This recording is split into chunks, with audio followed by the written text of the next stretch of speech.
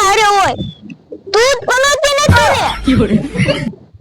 ખોખા વાવા ગયા તા એક કાંટો ન વિરા તા વરસાદ આવી ગયો ખોખા વાવા જવાનું થાય તો તું આવતો નહીં હું તો આવવાનો છું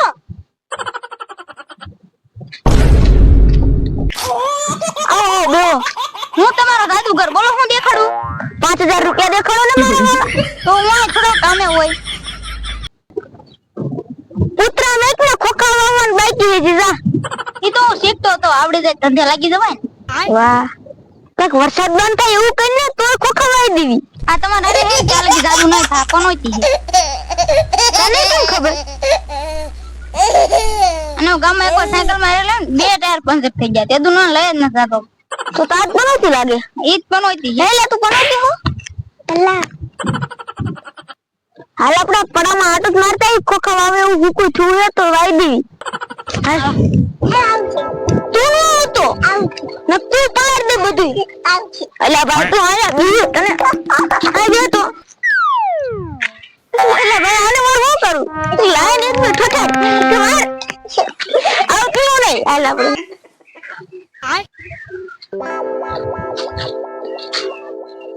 આમાં તો લીલું કા આમાં નો હાલે ઓ લાગ રહ્યો આમાં જી કેમ કપાવા અત્યારે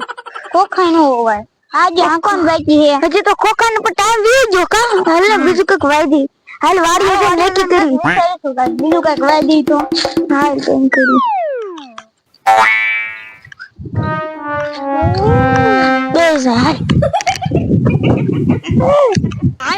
મજે હું વાવો એ જ નથી ખબર પડતી હેલા ત્યાં કા વિચાર કરો મને એક વિચાર આવ્યો હો આપણે 5 વીઘા ગાંજો વાવી દઈએ અને મામાને ઝપટમાં આવી જાય તો આપણે ગાંજો વૈષ્ણવ વાળાનો ફરતા ગાંજો વાવી દેવાના પણ ઈ તો પછી આપણે કઈ ગાંજો તો કરવા દે એમાં કોઈને કઈ ઝપટે ન છડવી 150 કરોડનો ગાંજો થાય મારો માલ થઈ જાય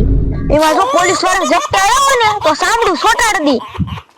કાઈ સાંભળા નો સોટાડ દે આપણે ખરીદ લેવાના 50 કરોડ પોલીસ ને દઈ દેવાના 50 કરોડ વકીલ ને અને 50 કરોડ જજ ને દઈ દેવાના